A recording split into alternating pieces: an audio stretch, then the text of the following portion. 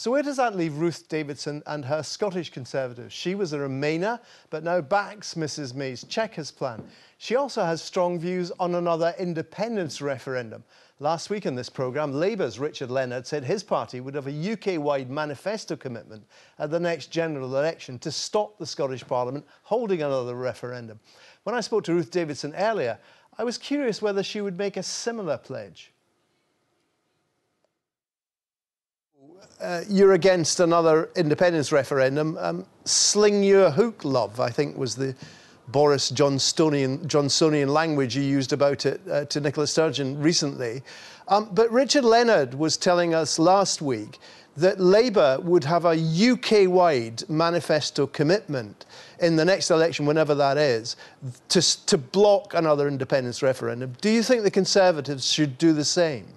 Well, look, Richard Leonard was forced into that position because once again we saw Jeremy Corbyn flip-flop on it. That's the same man that said he was too busy to get involved the last time around in 2014. The Prime Minister has already said no to Nicola Sturgeon when she asked for another referendum in March of last year. I spoke with the Prime Minister last night and we are both committed to making sure that doesn't happen. The people of Scotland were promised that this would be a once-in-a-generation event.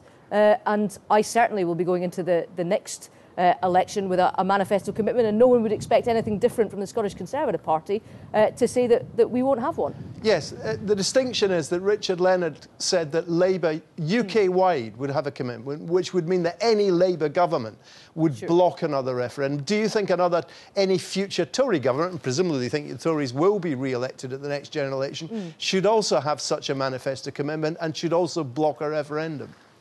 Well, absolutely. And as I say, I spoke to the Prime Minister about the union last night, and her commitment is as firm as mine. And the thing that I can do that Richard Leonard can't do credibly is come on this programme and say that I can stop Nicola Sturgeon from having that majority. We did it in 2016. They're a party that's going backwards. It's in decline. They lost 21 members at the last general election. They lost their majority at the 2016 election, and I want us to be the largest party in 2021, denying her of any sort of mandate at all. And the reason this matters is not in and of itself, it's because we need a Scottish government that doesn't keep one eye on constitutional disruption, but that devotes every waking hour, minute, day to making sure we deliver in terms of the economy and public services. Now, a majority of people in Scotland still seem to be against Brexit. You've been very vocal in supporting Theresa May's Chequers plan.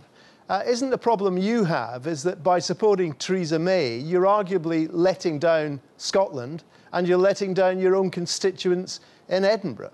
Well, people know that I fought on behalf of Remain. They know that if there were another referendum, not that I'm advocating one, I would still vote that way. But people also know that this was a UK-wide referendum. That's why Nicola Sturgeon was down south in TV studios in England fighting for the same as I was, and 17.5 million people, including over a million in Scotland, voted to leave. Now, my view is that, you know, as a Democrat, you have to respect that. In terms of our history in Scotland, I've been pretty vocal about the fact you can't just rerun referendums if you're a nationalist because you didn't get the result you want. I would be pretty hypocritical if I said I could just rerun this Brexit referendum because it wasn't the result that I argued for. It's still up in the air exactly what will be negotiated with the European Union. I mean, some in your party, obviously the Brexiters want just to leave, but some in your party would be quite relaxed with whatever you want to call it, a Norway-type deal, some deal that maybe involves Britain being part of the European Economic Area and, in effect, staying in the single market.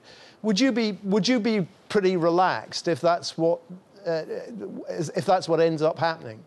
Well, look, the last 2 years I've been working hard to ensure that Scottish voices are heard by the negotiating team, that people from sectors and businesses across Scotland were able to have access to those who are taking part of the negotiations, to not only mitigate the risks that Brexit might involve, but also to seize opportunities that are there, and for example, particularly in our coastal communities and our fishing communities. I think what's important at this point, and we're really at the tight end of these negotiations now, this is going to be concluded within a matter of weeks, is that we give the Prime Minister the space that she needs to get the deal across the line. We know that there was a setback a couple of weeks ago in Salzburg. I know for a fact that since then the two areas of impasse, the future economic relationship and the Irish question surrounding the border, work is being done, quite intense work is being done on both of these areas by officials right now. And I think we need to give the Prime Minister the space to get that deal over the line. Do you think your colleagues in the Conservative Party need to tone it down a bit? I mean, it's one thing to have a debate, but everyone knows the Conservative Party is split down the middle. I think Boris Johnson this morning, his latest words about Theresa May was that her Chequers plan is deranged and entirely preposterous. Do you think perhaps a period of more moderate language might do your party some good? Well, I think that binary referendums that don't go along party lines will naturally divide all parties. We saw last week at the Labour Party conference, the party leader, their Brexit spokesman, their shadow chancellor all had a different Brexit position. So I don't think it's unique to us. But I think what is unique is the fact that the Prime Minister has a very short amount of time in the next few weeks to get this deal over the line. There has been time over the last 2 years for debate. That the former Foreign Secretary was in one of the great offices of state during the time that much of this plan was being constructed, and indeed praised it as soon ago as December of last year. Now is the time for Conservatives to get behind the Prime Minister, to give her the space to get the deal done, and to back her to deliver for the country. So yes, in terms of a period of silence, I would be very welcoming of one. You're being very polite this morning. You're effectively, what you're saying is... It's a Sunday, it's the Lord's Day. What you're saying is, Boris, shut up. Well, what I'm saying is, there has been ample opportunity and scope for debate, and sometimes quite lively debate, not just within our party, but across all parties over the last 2 years since the vote occurred. We're now at the tight end of this. There is only 4 or 5 weeks until we've got the next European summit in October.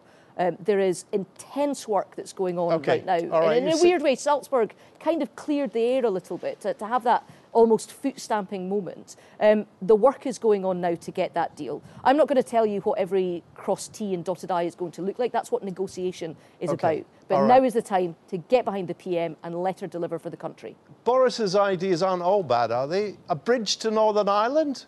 You'd welcome that, wouldn't you? It could be built from Stranraer. Well, I think he was talking about Holyhead, so, less... Well, you can lobby for Stranraer.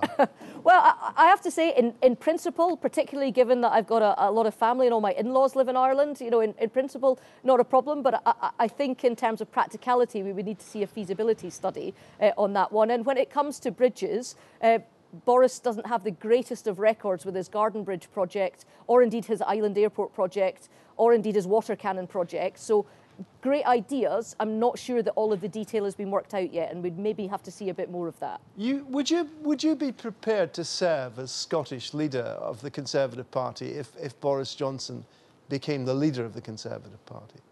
Well, the leadership role in Scotland is entirely distinct from the leadership role in the rest of the UK. So I have my own mandate, 1 member, 1 vote. I'm in charge of our candidates, our selection, our policies. We write manifestos, including the general election manifesto. So in terms of the autonomy that I have, it's wholly different from the situation we've seen with Richard Leonard this week. So you would be prepared to stay on in those circumstances? Well, first of all, I'm behind the Prime Minister. There is no vacancy. Secondly, I'm not entirely sure that somebody who chose not to stand last time and withdrew has got the best record in terms of potentially thinking he might take it at some other future time. And 3, I'm committed to my role. My role was voted 1 member, 1 vote by the party in Scotland, and I know where I want to make sure the next step of this party is, and that's the Government of Scotland, the largest party in 2021. Well, you want to be First Minister, but you're very aware, and this is not a criticism of the Conservatives, that the whole system in Scotland was designed so that no one party would win an absolute majority. It was exceptionally unusual for the SNP to do that in 2011. And the problem is, even if you do extremely well and become the largest party, it's very difficult to see how you can become First Minister, because none of the other parties in Scotland would be prepared to ally with you in order for you to do that. And again, these were all questions that were asked in 2007 when the SNP became the largest party by 1 single seat, and yet that minority government period continued. And I think what's important to stress to people out there is we actually have more MSPs now than the SNP did in the term before they took office. So what you're aiming for is to lead a minority government? Well, I think that we've got a lot of water to go under the bridge before 2021. My overall aim is to take that next step for the Conservatives. We've come a long way in a short time, and that is to become the largest party in Scotland. And so that's what I'm working towards. Yes or no, from what you've said recently, if you fail to do that, if you're not the largest party and you're not First Minister, are you going to leave politics? No, I don't think so. I've got a few more miles in this old war horse yet. I've been doing this for 7 years. I've got a bit more mile in the track. All right, Ruth Davidson, thank you very much indeed. Thank you.